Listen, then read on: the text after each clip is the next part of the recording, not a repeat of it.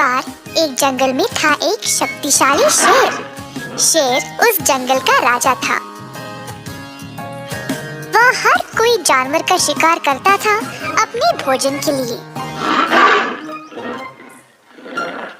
इसीलिए जंगल के सारे जानवर उससे डरते थे और उसके रास्ते से दूर ही रहते थे।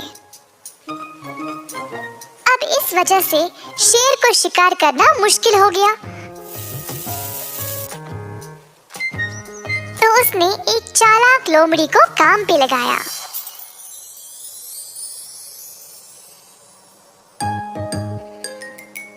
लोमड़ी को बस बाकी जानवरों का स्थान शेर को बताना था। तो शेर फिर उन जानवरों के पास जाकर उनको पकड़ लेता था।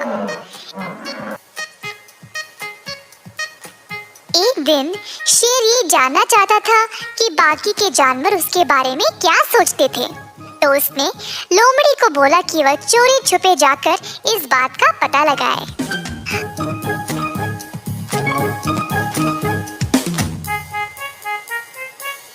अब मेरे राजा, जैसा आपने बोला मैंने वैसे ही सबकी बातें सुनी आपके बारे में। बढ़िया, तुम सच में चालाक हो। तो बताओ सब जानवर मेरे बारे में क्या सोचते हैं? महाराज, हर कोई जानवर आपसे डरता है। आप किसी भी जानवर को आसानी से पकड़ सकते हैं, इसीलिए कोई भी आपके रास्ते में नहीं आ रहा। आप ही इस जंगल के राजा हो और इस जंगल में आपकी बराबरी करने वाला और कोई नहीं। तुम क्या सोचते हो मेरे बारे में? मेरा जैसा इस जंगल में और कोई नहीं। मैं ही सबसे शक्तिशाली हूँ और मुझसे बेहतर और कोई भी नहीं। क्या आपको लगता है कि आपसे बेहतर और कोई नहीं? अगर मैं आपको जानवरों की गुप्त जगह नहीं बताता तो आप खुद शिकार कर ही नहीं पाते। शरीर का बल कोई मायने नहीं रखता अगर खुद शिकार भी नहीं कर सकते हो। अगर मैं एक दिन भी छुट्टी ले लूं तो तभी शेर को मेरा महत्व पता चलेगा। मेरे बिना उसका जीवन कितना मुश्किल है तभी उसको पता चलेगा। अगले दिन लोमड़ी शेर के पास नहीं आया। शेर इंतजार करते करते परेशान होकर खुद शिकार करने निकल गया। दूर उसको एक खरगोश नजर आया। शेर धीरे से खरगोश की ओर गया। उसी समय खरगोश को कदमों की आहट सुनाई दी और देखना चाहता था कि वहाँ कौन है। खरगोश ने वहाँ से भागने की कोशिश की, परंतु वह शेर के पंजे में फंस गया। इसी दौरान उस रास्ते एक हिरन आया जिसने शेर का ध्यान खींचा। शेर अब खरगोश को छोड़कर हिरन के पीछे दौड़ने लगा। हिरन ने देखा कि शेर उसकी ओर आ रहा है और तुरंत तेज रफ्तार से वहां से भाग निकला। शेर उसके पीछे पीछे गया, पर हिरन इतना तेज था कि शेर उसको पकड़ ही नहीं पाया। शेर अब निराश हो गया और वापस उसी स्थान पर गया जहां पर उसने खरगोश को पकड़ा, पर खरगोश तो वहां था ही नहीं। भूखे शेर को पछतावा होने लगा कि अगर उसको हिरन का लालच नहीं होता तो अब तक उसको कम से कम खरगोश तो खाने को मिलता। दूर से लोमड़ी ये सब देखकर मजे ले रहा था।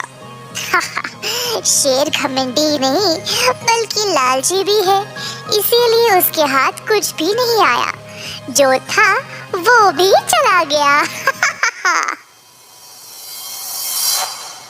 एक बार एक घने जंगल में कई जंगली जानवर रहते थे, जैसे कि हाथी, गोरिल्ला, बंदर, चिंपांजी, हिरन और कई और।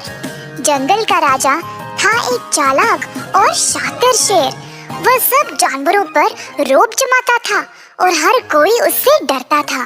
एक दिन शेर ने सारे जानवरों को एक बैठक के लिए बुलाया। सब जानवर सोच रहे थे कि शेर को बोलना क्या था। जल्द सब हुए इकट्ठा और शेर उधर आ पहुंचा। कल से मैं चाहता हूँ कि तुम सब लोग एक नए नियम का पालन करो।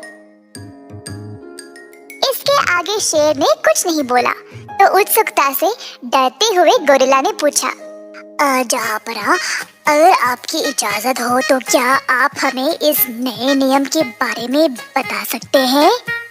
रुको मूर्ख जानवर, मैं बोलूंगा। अभी मैं इस नियम पर विचार ही कर रहा हूँ।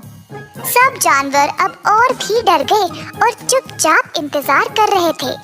आखिरकार शेर ने कहा, अब से हर रोज तुम लोगों को मेरे भोजन के लिए एक जानवर भेजना पड़ेगा। अगर इस नियम का पालन नहीं करोगे तो बहुत बुरा होगा। ये सुनकर सब जानवर हैरान परेशान हो गए, पर उनके पास और कोई रास्ता नहीं था। जंगल के राजा की बात उनको माननी ही पड़ी। अब मैं एक सेवक को नियुक्त करूंगा जो रोज मेरे गुहा तक जानवर को ले आएगा। मेरा सेवक हिरन होगा। हिरन हैरान रह गया और बाकी के जानवर भी। शेर को वापस जवाब देने से हिरन बहुत डरता था, तो धीमी आवाज में उसने कहा, जी जनाब, आप जैसा कहोगे मैं वैसे ही करूंगा। हर सुबह एक जानवर को लेकर आपके पास आ पहुंच जाऊंगा। फिर शेर वहां से चला गया। अगले दिन से रोज हिरन एक जानवर को लेकर शेर के पास ले जाता था।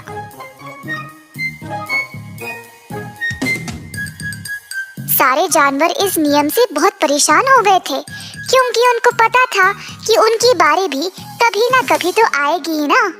एक रात बहुत तेज बारिश शुरू हो गई। सारे जानवर अपने अपने घर भाग गए, पर शेर को बारिश के मजे लेने थे। जंगल में घूमता रहा, बारिश में भीगते हुए। वह इतना मग्न था कि उसको पता भी नहीं चला कि वह पूरी रात बारिश में ही भीग रहा था। सुबह सवेरे बारिश के रुकने के बाद थका हुआ शेर अपने घर वापस जाकर सो गया। जब वह जागा तो हिरन उसकी सेवा में उपस्थित था। शेर राजा, आज मैं किसको ले आऊं? बोलने के लिए जब शेर ने अपना मुंह खोला तो उसने जोर से छींका। अच्छू! शेर को बारिश में भीगने के कारण जुकाम हो गया था। शेर ने फिर से बात करने की कोशिश की, पर उसको सिर्फ छींकें निकल रही थी। शेर बात नहीं कर पाया तो इशारों में हिरन को जाने को बोल दिया।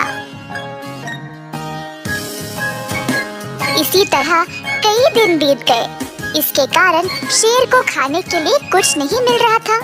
अपने गुहा में ही बीमार भूखा बैठा रहा। जल्द शेर कमजोर पड़ने लगा। शेर को इस हालत में देखकर बाकी के जानवरों ने उसकी मदद करने का निर्णय लिया। जंगल में ढूंढकर उन्होंने कुछ जड़ी बूटियों को लाया और उसका एक मिश्रण बनाया। अब ये निर्णय लेना था कि भूखे शेर को ये दवाई देने कौन जाएगा। मैं नहीं जाऊंगा।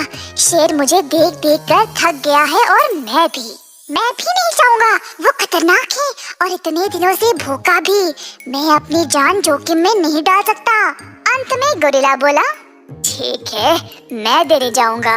शेर राजा, हम सबको पता है कि आप बहुत बीमार हो, तो हमने आपके लिए ये दवाई बनाई है।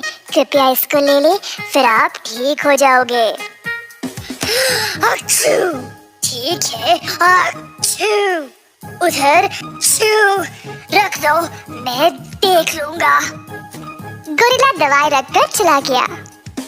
दिन पे दिन शेर की हालत और भी बिगड़ने लगी। अंत में उसने दवाई लेने का निर्णय ले लिया। अगले दिन जब शेर जागा तो वह बिल्कुल ठीक हो गया। शेर बहुत खुश था। उसने फिर अपने बर्ताव के बारे में सोचा। उसने अपनी आलस्य की वजह से बाकी के जानवरों को संकट में डाला, फिर भी सब ने उसकी मदद की। पर शेर अभी भी दुष्ट ही था और इन सब ख्यालों को दिमाग से निकाल दिया। उसको अब भूख लगी थी। गुहा के बाहर आया तो दूर हिरन को घास चरते हुए देखा। अब शेर शिकार करने कहीं दूर नहीं जा सकता था, तो उसने हिरन को ही फंसाने का निर्णय लिया। शेर हिरन के पास गया और उसी की तरह घास खाने लगा। ये देखकर हिरन हैरान रह गया। जिज्ञासु से हिरन खुद शेर की ओर गया और पूछा, शेर राजा, आप घास क्यों खा रहे हो? आप ठीक तो हो? हाँ, वो दवाई खाने के बाद मुझे लगता है कि मांस से ज्यादा घास ही अच्छा होता है। ओह, मुझे एक जगह पता है जहाँ बहुत सारी घास है। क्या तुम मेरे साथ आना चाहोगे? हिरन ये सुनकर खुश और उत्सुक हो गया कि जंगल का राजा उससे दोस्ती करना चाह रहा था और वह आखिरकार बदल ही गया। खुशी से वह शेर के साथ चला गया। शेर ने हिरन को एक सुनसान जगह पर लिया और अचानक से उस पे वार कर दिया। शेर ने अपने ही सेवक को खा लिया और बाकी जानवरों ने भी सबक सीख ही लिया कि वह शेर पर कभी भी भरोसा ना करे। हिरन को अपनी मासूमियत की कीमत अपनी जान देकर चुकानी पड़ी। इस कहानी से हम ये सीखते हैं कि अपने दुश्मनों पर विश्वास करना खतरनाक है।